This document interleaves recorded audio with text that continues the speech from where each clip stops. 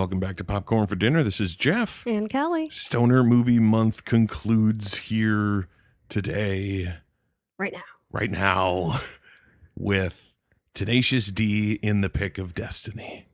I always forget that it's in and not and every single time. I wrote at the top of my notes, I wrote Tenacious D and the Pick of Destiny, and then the movie started.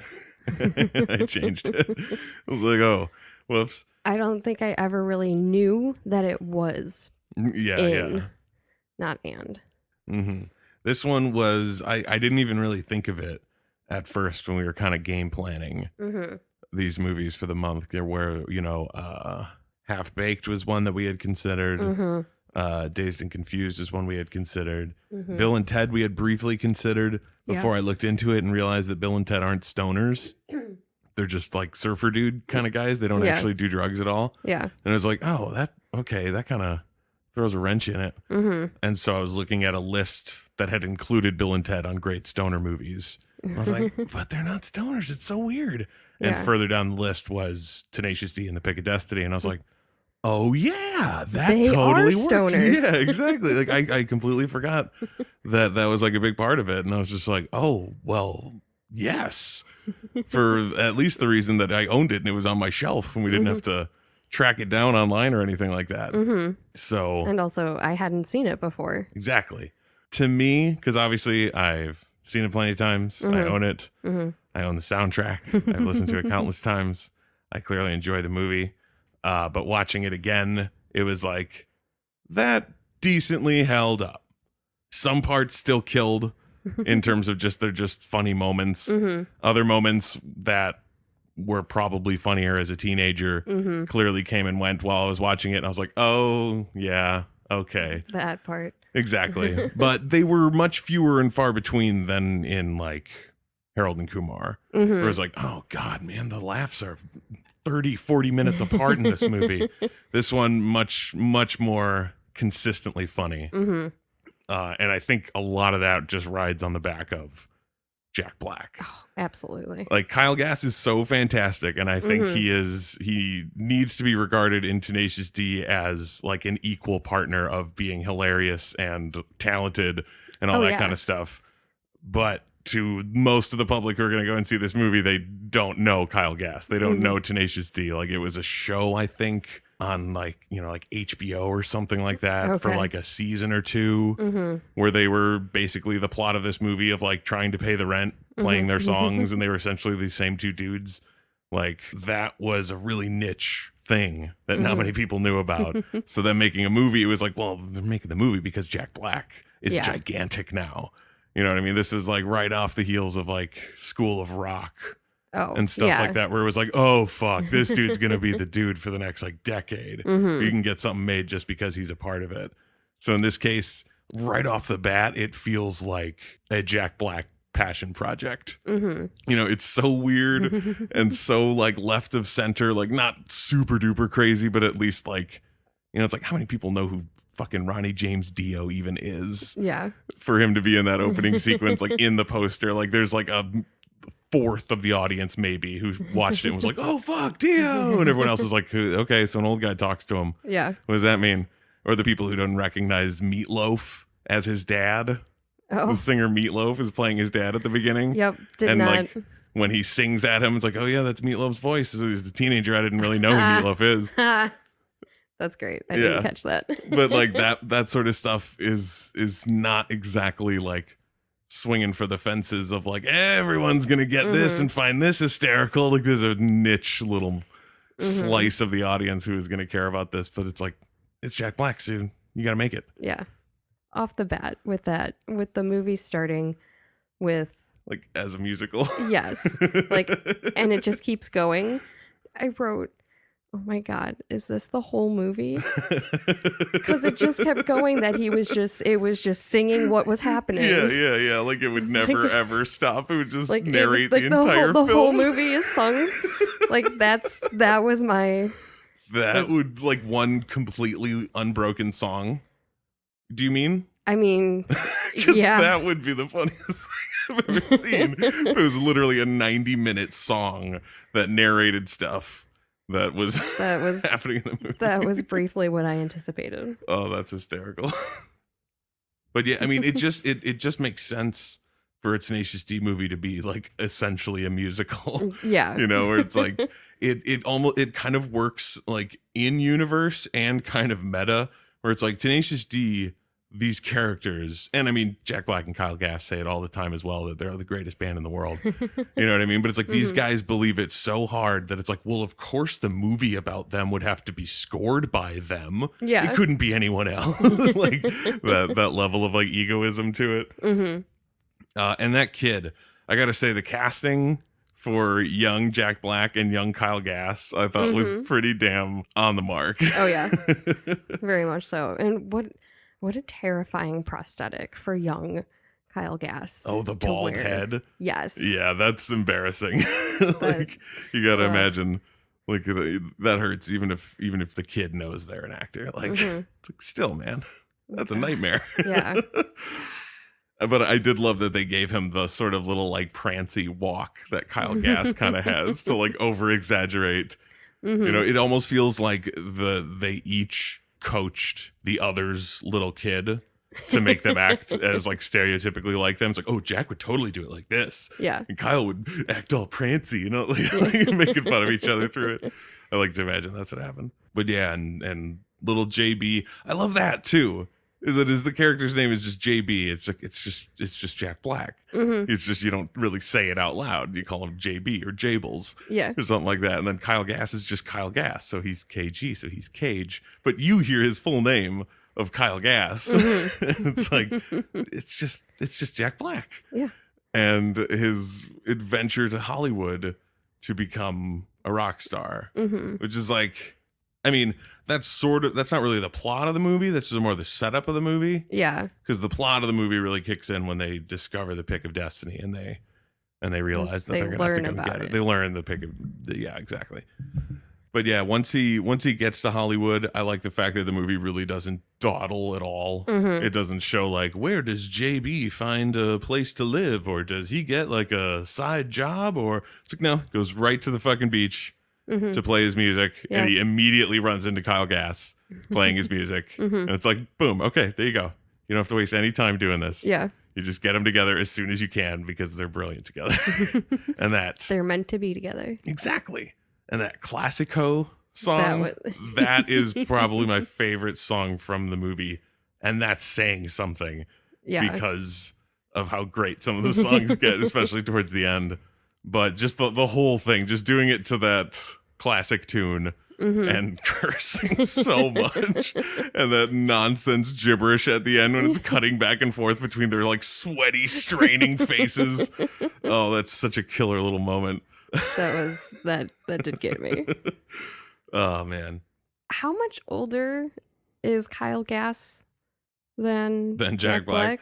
I have no idea. I never really looked into it. I don't think he's really that much older. Yeah, I didn't think he was either, unless the journey that Jack Black took to get to Hollywood, California was more than 20 years, which is, I mean, I'm assuming there was like, that whole gag right when he leaves where he hits all the other Hollywoods in the United States. I kind of assumed that like took up his life, and then he got to the real Hollywood finally when he was like 30 something. You know, that was sort of at least that's how I've always kind of looked at it. Yeah. It's like because he's running to these places too. You have to imagine like he doesn't have a car or anything, and he basically has no money. So it's just like he lived his whole life going to the wrong Hollywoods until finally getting to Hollywood, California. I did like the, I guess, rivalry between the two of them at first, where it's like they weren't like instant buds. Yeah. It's like KG's kind of a dick, and he like pretends to save him from the guys that were beating him up, the like Clockwork Orange guys. Yeah. Well, I'm pretty certain one of those guys was Jay Johnston from Mr. Show. He does Jimmy Pesto on Bob's Burgers. The guy who says yeah, he's like a fucking baby, and they hit him and he's, wee baby. I'm pretty sure that was Jay Johnston. But yeah, he pretends to save him from those guys, and he like lets him crash at his place, and he makes him think that he knows all these like heavy metal heroes and that he's a songwriter and all that. I had kind of not necessarily forgotten about it, but in my head, he's always the KG that we get towards the end of the movie. Where he's a little subservient to Jack Black's character, and he's kind of the put upon by Jack Black's like zaniness. And so at the beginning, when he's kind of like the mean guy or the like tough guy of the two of them, even though they're not particularly tough, it was a little off-putting at first. I was like, I don't like Cage in this movie. He's a real jerk. Yeah. It's like, oh, right. Okay. He comes around and he has that wonderful little moment when Jack Black finds out about it and he's like freaking out on him and he's like, why are you packing? He's like, I gotta move back home. No, I'm not gonna pay for my rent anymore. And then he brings out the guitar that he spent the rent money on that he gives to Jack Black, which is like a super sweet little moment. And it's like a great like, oh, they're I guess they're buddies, and that's how they'll like kind of reconcile or whatever. But it did bring to mind, I didn't think of many of these while watching, of like logical weirdness, because it's like it's a Tenacious D movie. It's so weird.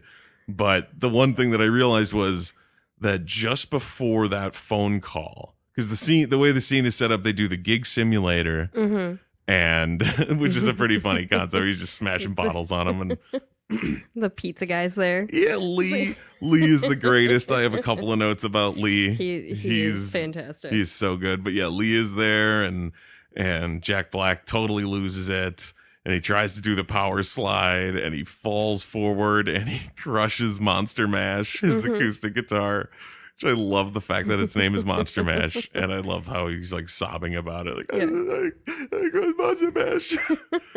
And then, like, I forget exactly what the dialogue between them, but then the phone rings, and the answering machine picks up, and it's Kyle Gass's mom, who's saying that she's not going to pay his rent anymore. And he has to get a real job. And then Jack Black realizes that he doesn't know any of these famous musicians and he's not a success and all that. And he freaks out on Cage. And Cage is like, oh, well, I already spent the rent money on this guitar. He brings it out and shows it to him and all that. And I was like, he just broke Monster Mash like a moment ago. How did Kyle Gass know to buy him a new guitar? Like, I get if he wanted him to have a nice guitar, but at it seemed like it was like, oh, here's your replacement, even though it literally happened moments ago. Like, how did he have that ready? Maybe he broke his guitar the same way. He knew the gig simulator would do it to him. Like, he's gonna try the power slide. He's gonna crush his guitar. I've seen it a million times. Also, I love that he tells Jack Black that nobody passes the gig simulator the first time, including himself. And it's like, who ran it? Have just extra long strings to release the bottles. Yeah, right. It's just it's like, that didn't happen. Nobody has ever taken the gig simulator before. So he gives him the guitar. Oh, and then they realize that they have the tattoos on their asses that spell out Tenacious D, which is like just such a staple of like guy humor. You know what I mean? Of like, it's on their butts. Their butts. Look at their butts. They pulled their pants down, showing their butts. So it's like, all right, whatever. And then they actually start playing like songs, because throughout the whole like start of the movie, they do that Classico thing. And then I feel like there's like one song or the baby song when he's going to sleep on the bench at night. He sings about how he's a baby. But then there's like not many while they're doing the like training for playing music. And so there's a little lull from the musical. And then they finally start playing songs at the open mic with I always forget his fucking name, but I remember his face. Paul F. Tompkins plays the MC. I forget exactly how the plot goes, because it's like they go there because there's a cash prize, because they need the rent. Yeah, that's honestly like possibly my favorite thing about this whole movie, is that the whole thing is to pay the rent. Yep. Like that is they talk about how they'll like be rich and famous in the future, but they know that their actual like tangible goal right now is that they need to pay the rent. Yeah. It's so funny. There's just certain lines about it later. Like the fact that it keeps coming up, like hammering it home that this is about the rent, is, I don't know why it's so damn funny to me, but every time it like pops back up, I think it's great. But they play a song. I think they play the history of Tenacious D, where they promise that it's not a bunch of made up shit. And then it's clearly a bunch of made up shit. And nobody seems to like it. I'm assuming that's the scene that Amy Adams was apparently in. Yes. Did you see that in the credits too? Oh, okay. No, I saw her. Oh, okay. So then between the two of us, we have confirmed it was Amy Adams because I did not recognize Amy Adams. I didn't see her at any point. She was like headbanging along. Oh, she had just her natural red. Right. She was sitting. Okay, so she wasn't the woman who like nodded to KG and then he nodded back and she looked all disgusted, right? That was not her. Okay. She didn't have like a moment. Okay. She was just in the crowd. Okay. Yeah, because I saw in the credits Amy Adams. I was like, are you fucking kidding me? When? That's hysterical, though, because I wrote the note. Was that Amy Adams? There were a couple of them through the movie that I wrote down that I was just like, was that? And then I was confirmed later for most of them. Was Colin Hanks one of them? Yes, Colin Hanks was the frat boy who throws the cup at Cage's head. He looked familiar, but I couldn't place it. Yeah, it's tough because, I mean, not to like disparage it or anything. It's not like we have like the biggest, giantest TV. And that shot, he's literally only in a big wide shot. Yeah. As Cage walks past him in the background and then he turns and throws something at him. You don't really get like a clear, this is Colin Hanks money shot. Yeah. So it's like, was it? Could it have been? It was. Yeah. The other one was Amy Poehler. Amy Poehler. Holy shit. She was fantastic. She was so good. I completely forgot about her. When she popped up, I was like, oh my God. I was so happy. Also, Jesus Christ, she looks like a baby. Yeah, right? She looks like she's like 21 years old. The craziest thing is, I'm pretty sure this is at the exact same time that she was in Mean Girls. Oh, wow. So it's like she was playing Rachel McAdams' mom at this point. Yeah. And yet she looked like a fucking teenager in this movie. It was ridiculous. But yeah, she was fantastic. I loved her. Just deadpan the whole time. Yeah, it was pretty fantastic. And then in that exact same scene, I don't know if you know who Tim Robbins is, because I feel like this is one that I always forget. You have not seen Shawshank Redemption? I have not. Okay, he's the lead guy in Shawshank Redemption. He's in other stuff too. That's what most people know him from, though. Okay. Is that. But he's normally a more serious actor. Even in a comedy movie, he's kind of like a goofy straight man kind of dude, like Hudsucker Proxy, which is a Coen Brothers movie he's in. But he's normally like a very like everyman kind of guy. And then in this movie, he's playing this like hulking Russian monster. It was so bizarre and so hysterical, and I honestly I forgot how much I loved his performance. Like when he came in, I was like, oh, right. He's this like big, scary guy. And then by the end of his little chunk in the movie, I was like, oh, that's why I remember loving him so much. Like, oh, he was so good. But where the fuck was I? Oh, right. They need to pay the rent. And they're trying to jam and they keep just not getting anything good. And then JB sees the magazines with all the like rock gods on them, like, oh, these guys, they're so good. Why aren't we like them? And then KG's like, well, they all use the same guitar pick.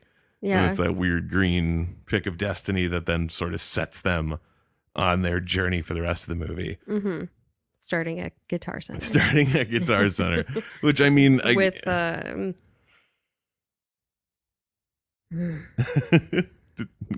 I know who it is, but I am like completely brain farting on his name. He's Zoolander. He is.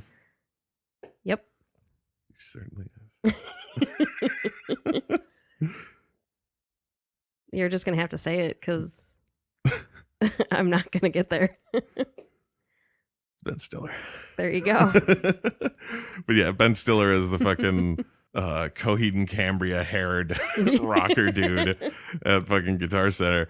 Did you notice his point? Like when he was walking down the hall with them and telling them like this way to go and talk to him.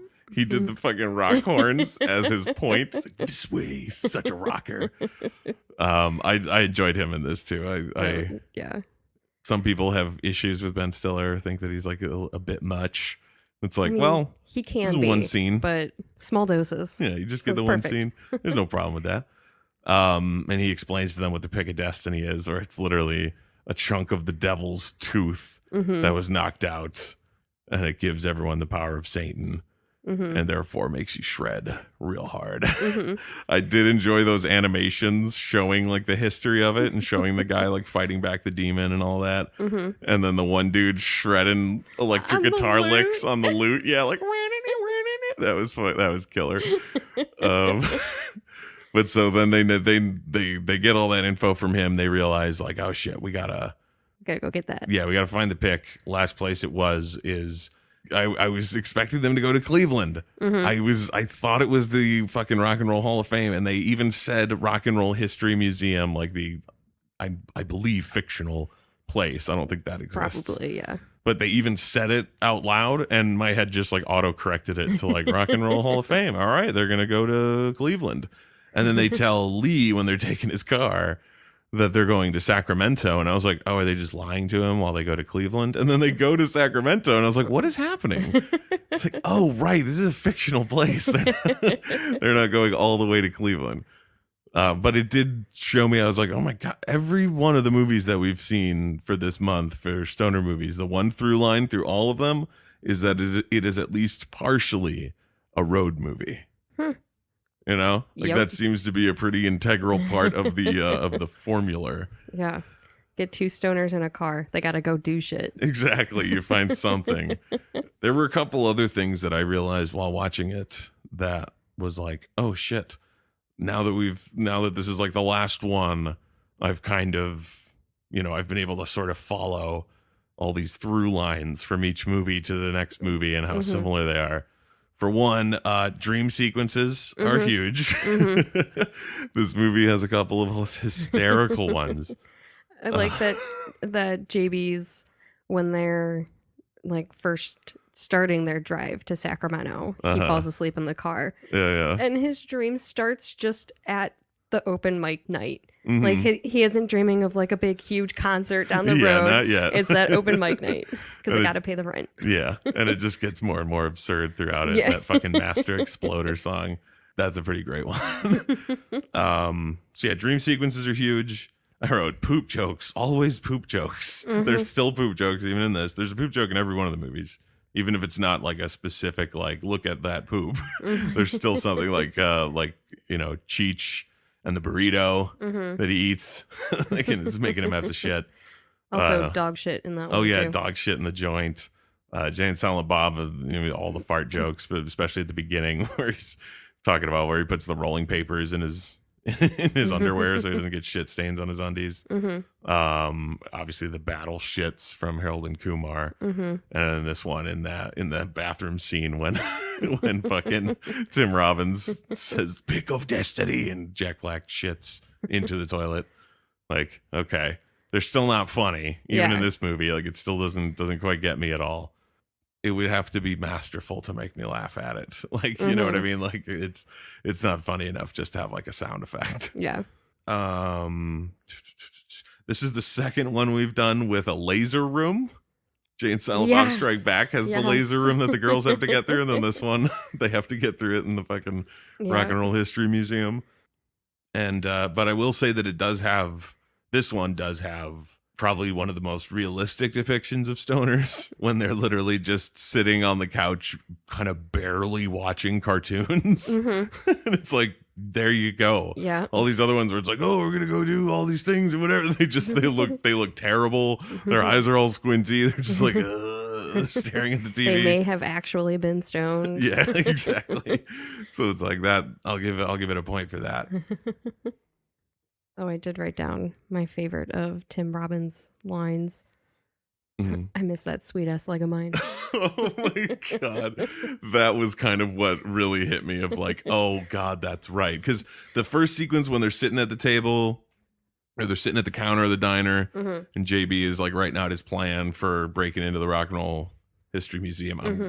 I'm this close to calling it Hall of Fame. And then he's like, telling him about, he knows what he's doing and, he can help him or something like that. Yeah. And that whole sequence, I was like, he's weird and creepy.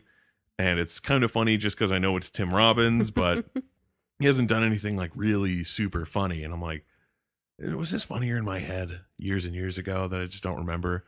And then as soon as he fucking pulled out the fucking, oh, I missed that sweet ass leg of mine. I was like, oh my God. Not only is the line hysterical, but how much he throws himself into it and clearly is like, I am this guy. I believe this. Oh, he misses that leg. Oh, that was killer. And then he gets a great moment at the end after they do get the pick out of the Hall of Fame. When he like they're leaving and he just pops up out of nowhere with the knife. He's like, come here and give that to me. What? No, we're not going over there. Well, then wait there and I will come to you. Clearly he cannot get to them with his fake leg. And then when the cops show up, catch me if you can. And they just leisurely walk up to him and he's easily caught. That's pretty great. I know I already said right at the top that Classico is probably my favorite song. But there is a very, very, very large place in my heart for Break-In City. Storm the Gate when Jack Black is fucking storming the building to get into it. If only for the two air vents moment in that song when Jack Black realizes that the camera is above him and the song reacts to it with him realizing it. The two air vents on the roof. That's what the guy was talking to shit. He sees the camera. Oh my God. That is just, it's so fucking funny to me. I don't know exactly what it is. Again, like that, the whole like, you know, there's a song that is not in the movie, it's not being performed, but it's reacting to it as though it didn't know this was coming. You know, like you're just hearing the song that's in Jack Black's head. Exactly. Yeah, exactly. Which is fucking awesome. That's great. And I love that at the end of it, he dives headfirst into the vent and it ends as it should, where he's like crumpled in a heap at the bottom of it, landing on his head like, oh my God. That was something I think he was really great with in this movie. And Jack Black is really great in the whole movie for a lot of different reasons. But I like that he didn't really like pull any punches when it came to scenes where he's getting hurt, or it's like it really felt like he got hurt. Oh yeah. You know, he didn't play it off super cartoony, or it was just like, oh, or like, ouch. He was literally like, ah, after getting hurt. It's pretty brilliant. And I mean, like the music and that kind of stuff is really what sets it apart from other movies, like other stoner movies, other just comedy movies in general. Yeah. Because overall, truthfully, it all kind of, it just does what it does what it needs to get where it needs to go, and it, you know, to do the sort of same beats that you're used to. It's like, of course, they have to argue about something and they have to break up, and it's made tolerable because they make the music for the scene. The dude, I totally miss you, you know, where it's like it makes it into its own joke, instead of just being like, and then we're gonna play a sad song here. But in this case, it's like, no, it's super silly because the song is written by them. But, you know, so they break up and then they reunite. Quick side note. Did you catch who voiced Sasquatch? That was John C. Reilly. Oh, okay. That is one of my favorite parts of the movie. Simply because it's John C. Reilly as Sasquatch. Couldn't place it. I was I know this voice, but I just... Oh, man. And I had like recently watched Wreck-It Ralph. Yeah. I mean, he is so fucking good. It's such a small moment, but I love that one. I think I love that dream sequence better than the Master Exploder one, simply because, and it's not that it's necessarily an original joke, it's just how well it's pulled off. Of after he eats the mushrooms and the whole forest turns into a cartoon, and then he sees Sasquatch, and it's John C. Reilly, and it's hilarious. And he becomes a Sasquatch. Yeah. You're my little baby Sass. Like, oh my God, so fucking weird. Clearly a Jack Black idea. Oh yeah. Like, oh, and then I'll meet Sasquatch. But it's when it smash cuts between what he's imagining and what's actually happening. Like the fact that it doesn't do that at all up to the first one, you know, the placement of the first cut back to real action is so important. Where it's like, instead of showing him like, walking through the cartoon forest, and then cutting to him walking through like regular bushes, you know, and kind of deadening that joke immediately of like, oh, haha, yeah, he's imagining. The fact that the first smash cut is when him and Sasquatch are inner tubing down the like Candy River, and then it just bam cuts back to Jack Black in like rapids. Just being like ragdolled through the water, like, and loving it. Yeah, but it's just like, oh my god, that is not like, it's not just like, oh, he fell in a creek. It's like, oh my god, he's going downriver. And then flying with Sasquatch, so he climbs up the tree.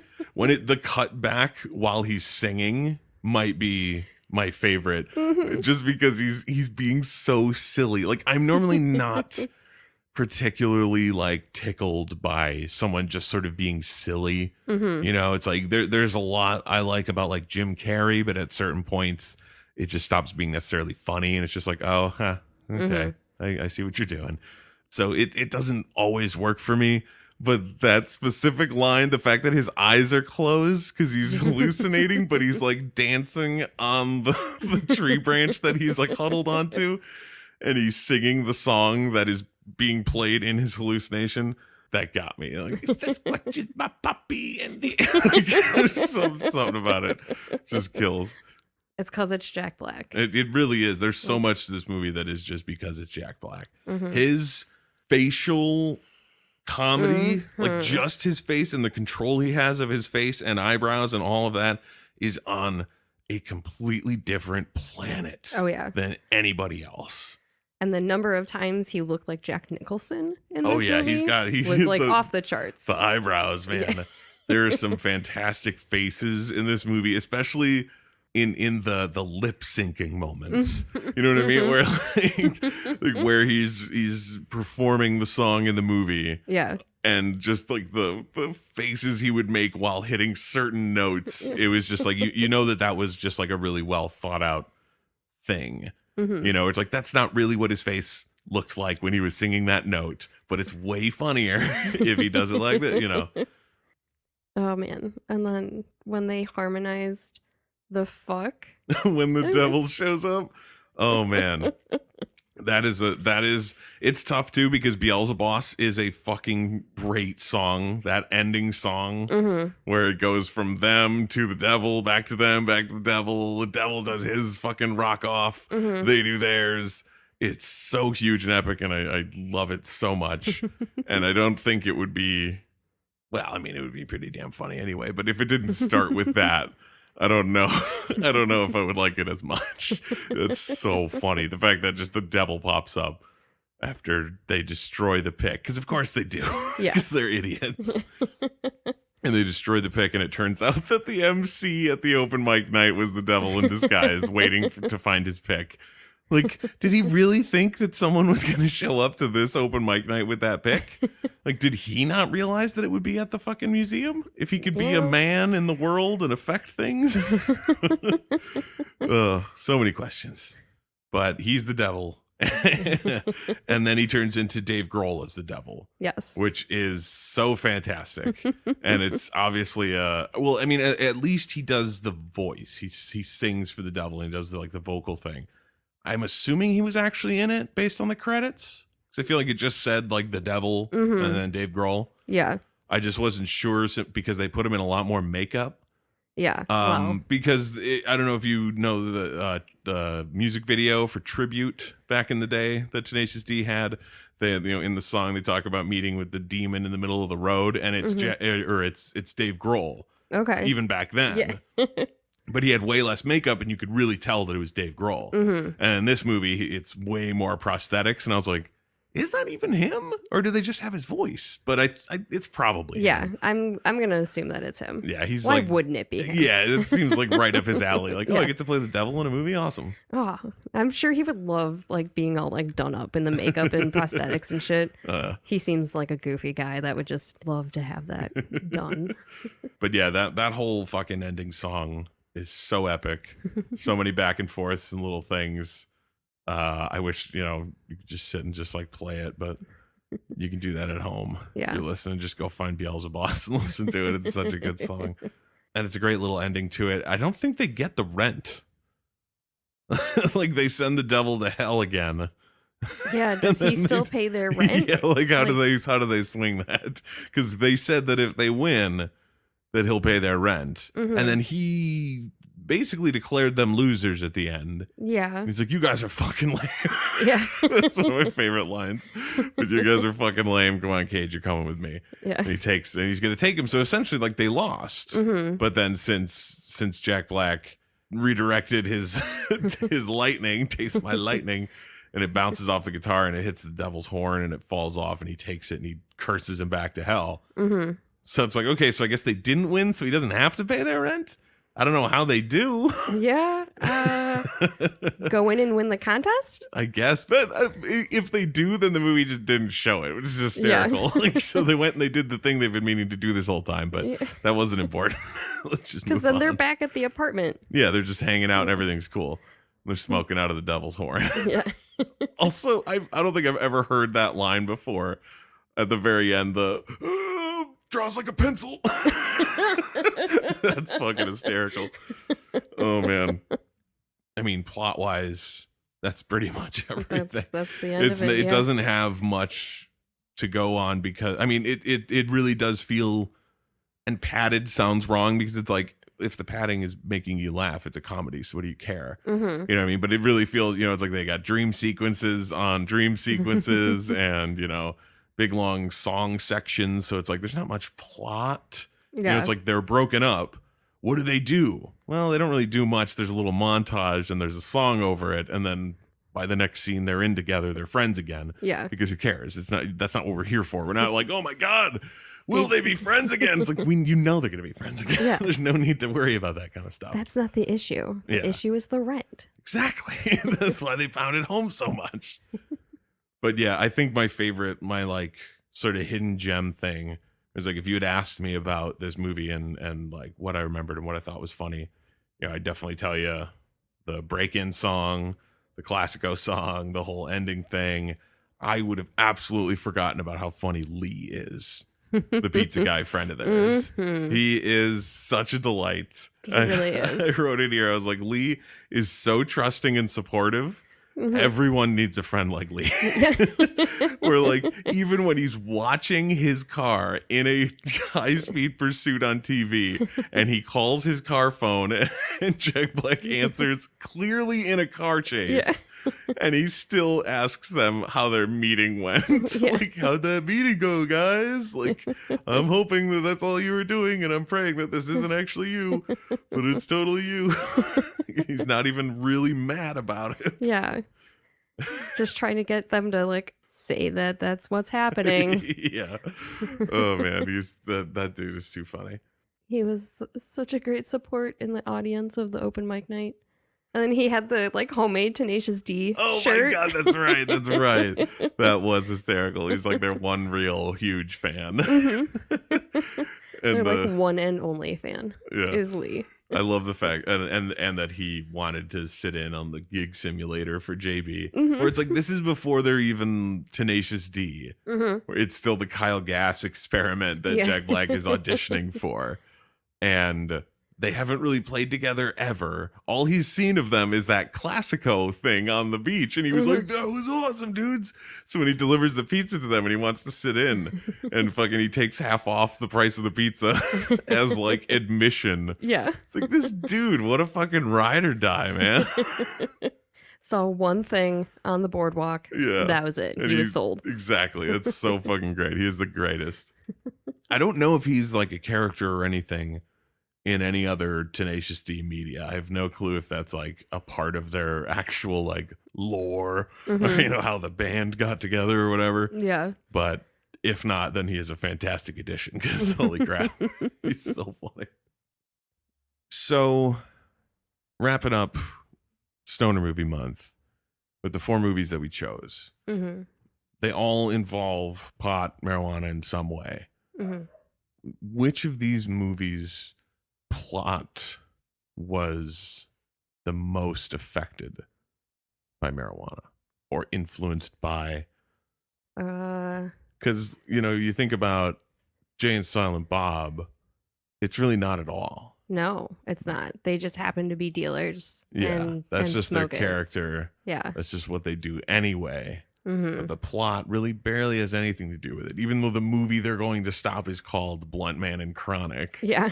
Still, the movie itself that we're watching of them crossing the country barely has anything to do with weed. Yeah. Tenacious D also. Yeah, also very much the same deal where it's like it's almost just a thing that they happen to do. Mm-hmm. But none of their actions are dictated by it. Right.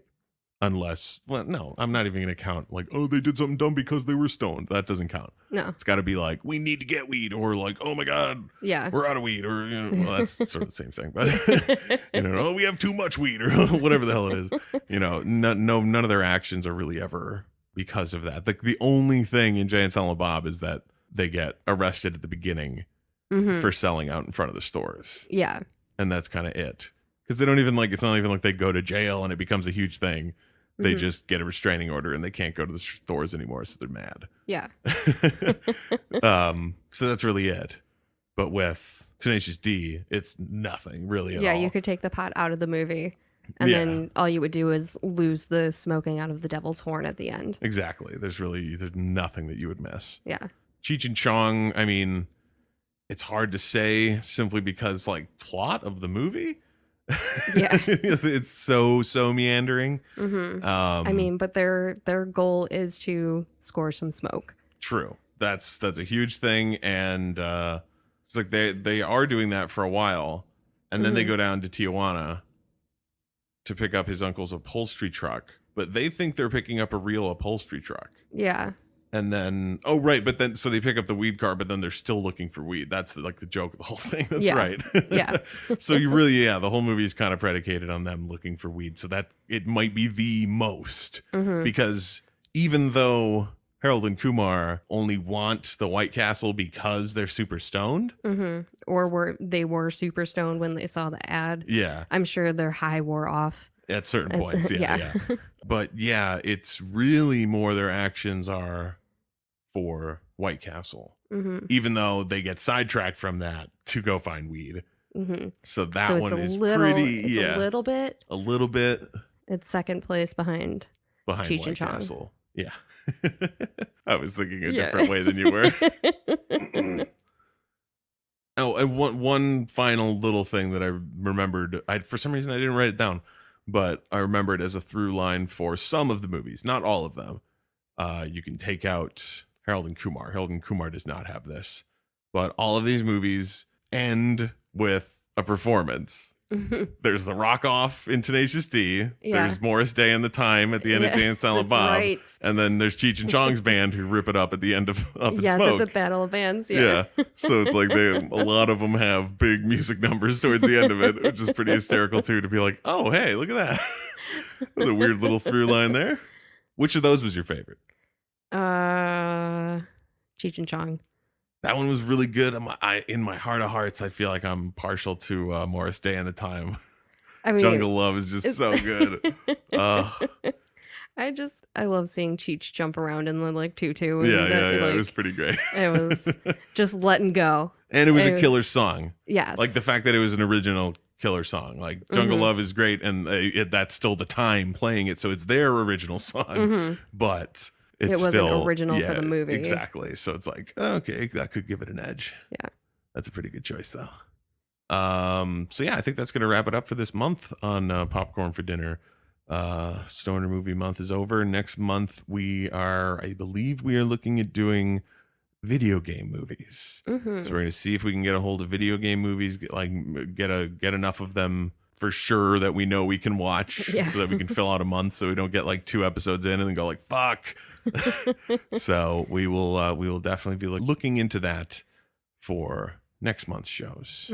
But that wraps it up here for this week on Popcorn for Dinner. This is Jeff and Kelly. Oh, I missed that sweet ass leg of mine.